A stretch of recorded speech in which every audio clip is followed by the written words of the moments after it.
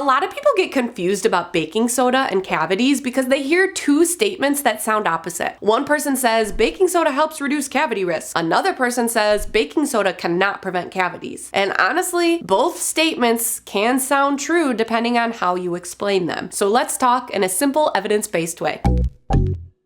Hi everyone, my name is Whitney and I'm a registered dental hygienist, and today we're talking about baking soda and cavity prevention because this is one of those topics where nuance really matters. Here's the basic idea. Yes, baking soda can help reduce one of the things that contributes to cavities, but no, it does not work the same way fluoride does, and I would not treat it as a replacement for fluoride when we're talking about cavity prevention due to how cavities actually form. So cavities don't just magically appear because you ate sugar. The cavity process happens when the bacteria and plaque, which is always on your teeth, feed on sugars and starches from your diet, anything that you eat. Yes, they like some foods more than others, but regardless, after they feed on your foods, they produce acids. Those acids lower the pH in your mouth, and when the mouth stays acidic for too long, your tooth enamel starts to lose minerals. That process is called demineralization. Over time, if that keeps happening more than the tooth can recover, you get tooth decay, aka a cavity. That part is very well established. Now, let's bring in the baking soda. Baking soda, or sodium bicarbonate, is alkaline. So when we talk about it in oral care, the reason people like it is because it can help neutralize acids. It's not acidic, it's the opposite. In other words, it can make the environment in the mouth less acidic. And that matters because, again, acids lead to cavities. So a less acidic mouth means your teeth may spend less time under cavity attack. So if someone says baking soda can help reduce cavity risk, I think that's fair, as long as they explain what they mean. What they mean is baking soda has the potential to help lower acidity in the mouth, and lowering acidity can help reduce one of the major drivers of the cavity process. However, this is not the same as saying baking soda prevents cavities all by itself, because now we have to talk about fluoride. Fluoride is different. Fluoride has strong evidence behind it for helping prevent cavities because it does more than just affect pH. It does more than just neutralize the acidity in your mouth. Fluoride also helps remineralize early weakened tooth enamel and makes teeth more resistant to future acid attacks. It makes the teeth stronger to fight versus just giving us a good environment to reduce decay. It actually strengthens the tooth enamel itself. It helps remineralize it. And if you have any concerns about the safety of fluoride, I will link my fluoride videos below, which explain why different myths tend to circulate around fluoride. But for the purpose of this video, just know that baking soda can help with the acid side of the equation when we're talking about cavities, but you also need fluoride to help with the enamel, the strengthening and remineralization side of the equation. And when you understand that, the contradiction disappears. So if somebody asks me, can baking soda prevent cavities? My answer is not alone, but it can play a part. Or I'll even more clearly say baking soda can help reduce cavity risk, but it is not the gold standard cavity fighting ingredient that fluoride is. And I want to be extra precise here because I know people love to take one sentence from a comment and run with it. So could baking soda be beneficial in toothpaste? Yes. Does that mean a fluoride-free toothpaste with baking soda is the best choice for cavity prevention? No. You need fluoride to combat tooth decay, whereas with baking soda, it can be helpful, but it's not the full equation. To recap, cavity prevention is not just about making the mouth less acidic, it's also about helping tooth enamel recover after those acids attack. Your saliva naturally helps with remineralization too, which is a good thing. As long as you're someone who doesn't have dry mouth, then yes, it makes it much more difficult. I will link that video of mine below as well if you'd like to learn more. But again, for the purpose of this video, fluoride gives that process extra support and has much stronger evidence behind it for preventing tooth decay. So although baking soda can be helpful, it's not a substitute for fluoride. That's really the takeaway. And honestly, this is why a lot of toothpastes contain both, and why on social media it gets tricky, because I hear lots of people saying that baking soda can replace fluoride for cavity prevention, but that is not true because baking soda can't remineralize enamel like fluoride does. So if you like baking soda toothpaste, that's fine. But for my patients where their main concern is cavity prevention, preventing cavities, I would still want their toothpaste to contain fluoride as well. Always talk with your personal dentist and dental hygienist to determine which toothpaste is best for your individual mouth. And I hope this video helped you. Please like, subscribe, and turn on your notifications if it did. And if you want even more teeth talk, you can visit my website, teethtalkgirl.com, and hang out with me on Instagram at teethtalkgirl. Peace, love, and teeth.